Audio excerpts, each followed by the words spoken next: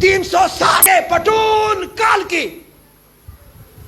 په خوردبین کې به هم نه ښکاري چې د اختر ورځ راشي نو د بعضې زبرګانو نوې جانماز په ترخ کې نیولي چې د زمانې زبرګ راغی ډېر جانمازونه یې زاړه کړي راځئ تشریف راوړئ امام پسې نیت وتړه راځه راځه جي موسټ ویلکم راځه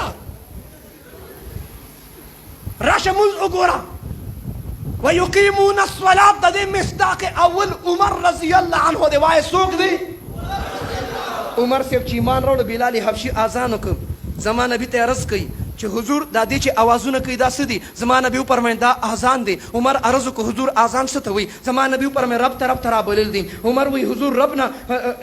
رابلل څه مطلب دی وایي مونځ دی عمر وایي حضور مونځ څه ته وایي زما نبي وفرمایل مونځ د الله تعالی حکم دی عمر وایي ښه چې مونځ د الله تعالی حکم دی تو چپکې کیوں دا مونځ په پټه ولې کوو دا مونځ په خانه کعبه کې ولې نه کوو زما نبي وفرمایل عمره زما زړه غواړي چې په خانه کعبه کې مونځ وکړو خدا مشرکان کافران د مکې موږ په حرم کې نه پرېږدي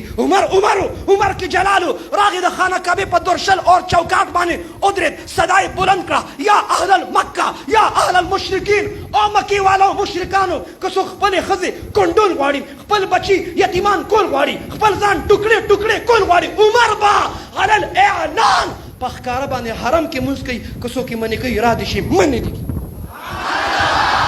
ویقیمون الصلاة د دې مصداق اول په امت کې عمر رضی الله عنه وایي څوک دی اولی بنی مصلی رسول دی په مصلی باندې مونځ کو مسجد نبوي دی شهر مدینه د پیغمبر منبر سره خوا کې سحر جمع ته مخکې شو قرت یې شروع که توجه کله چې قرت شروع که مونځ ته ولاړ دی پهله سب کې ابو لؤلؤ فیروزی داریدار خنجر را مخکې شو عمر صاحب په خنجر باندې و عمر صاحب لړکړاته چې راپرېوته نو عبدالرحمن ابن عوف او شاته نور صحابه هغې راوچتو چې کله یې راوچتو عمر صاحب اواز وکړه عبدالرحمن ما پرېږدوه زه دومره قیمتي نه یم څومره چې مونځ قیمتي دی پهله مونځ پوره که بیا به ګورو ما او تا چې معمولي درد تکلیف راشي موږ وایي قضا به بیا راوړو که نه خیر دی فدیه به بیا ورکړو که نه خیر دی عمر هغه عمرو وینې ته روانې دي ورته وایي ما یو طرف ته کې تاسو مونځ پوره کې ومما رزقناهم ينفقون د متقیانو دریم صفت دا دی چې د الله په لار کې خرج کوي بې درې خرج کوي کم خرج کوي بیا وایي چې ما دا بې درې کم ځای راکړو وګوره جلالین شریف وګوره جلالین بابا وګوره خرج نفلي خرج صدقات مسجد مدرسه خانقاه تبلیغي مرکز جوړول غواړي که نه غواړي فقراو مسکینانو باندې خرج پکار دی که نه دی پکار راځئ ومما رزقناهم ينفقون ومما د هغه مال نه رزقناهم الله چې موږ ورکړي هم دوی ته ينفقون خرج کوي بې درې خرج کوي د دې خرج مصداق اول په امت کې تم خرج کې زم خرج کوم تاسو ټول به خرج کوئ لیکن په اعلای کلمت الله د پر د الله په دین باندې په خرج کې د دې مصداق اول وایي عثماني غني دی څوک دی اولی بني غني اسې غني نه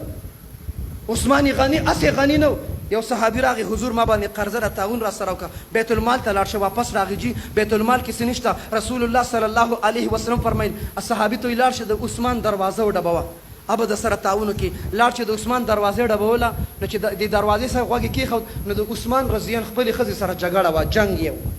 ما زه شکر دی خبره ناشنا نه ده دا جنگ په هغه دور کې مو په دې دور کې مو لیکن آج میاں بیوی جو لڑتے ہیں نن چې ښځه خاوند جنګېږي هلته چې هغې جګړه کوله هغه ټس میچ و دا اوس خو فاینل میچونه وي اوس خو سم عجیبه کار وي د خواښې پکې خپل رولي د واده د هلک خپل رولي د دلهن پکې خپل رولي او سخر کاکا پکې خپل رولي دا به حیثیت امپایر پکې ځي راځي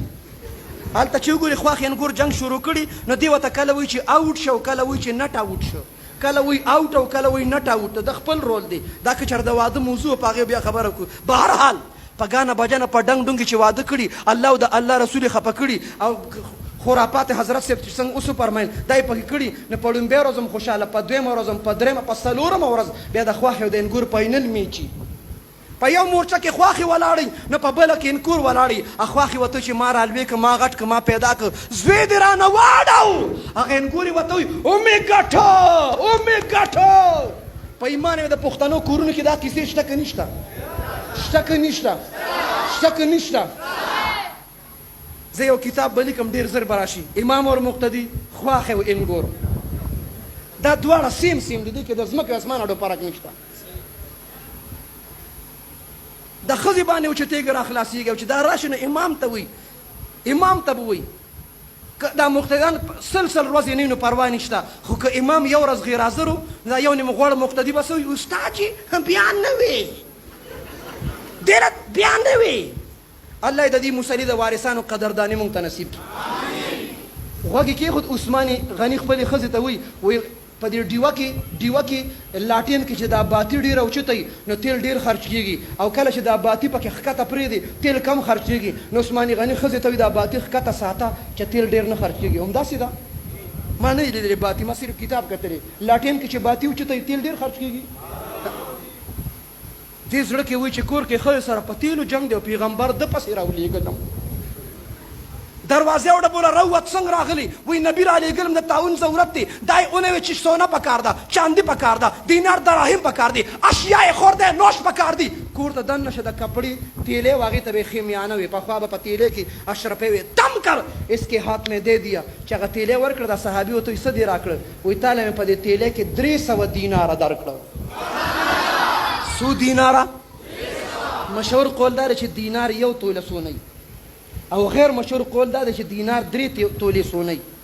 اسې 300 تولې سونه نن به څوک جومات له ورکي مدرسې له به ورکي جومات پرېږده ښځې له څوک نن سبا نه ورکوي وایي ما سره د مینه که سونې سره د مینه ده پرېږدوه سونې نه څه غواړې زه دستیاب یم بهرحال دې ورته وایي چې تا ماله 300 وایي خپل لاندې مې ځمکه لاړه حیران شو ما ته چې اوس د ښځې سره په تیلو جنګ ما له 300 دینار راکړي و عثمان غني راته وایي وایي ښځې سره مې جنګ ځکه چې د هغې تپوس به الله تعالی زما نه کوي او تا سره چې ما کوم تعاون وکړ د دې تپوس به زه د الله نه کوم ته چې مدرسې له ورکې مسجد له ورکې قاري صاحب له ورکې مولانا صاحب له ورکې شیخ صاحب له ورکې دا تا الله له ورکړې د دې تپوس ته د الله نه کوه ومما رزقناهم ينفقون د دې مصداق اول وایي عثمان غني دي څوک دي څلورم مصداق والذین یؤمنون بما انزل الیک وما انزل من قبلک وبالآخرة هم یوقنون دې کې فقاهت ته سمجھ ته فهم ته علم ته اشاره ده اور په علم کې زمانه دی فرمایل انا مدینة العلم زه د علم ښار یم دروازې څوک دی دروازې څوک دی زه د علم ښار یم دروازه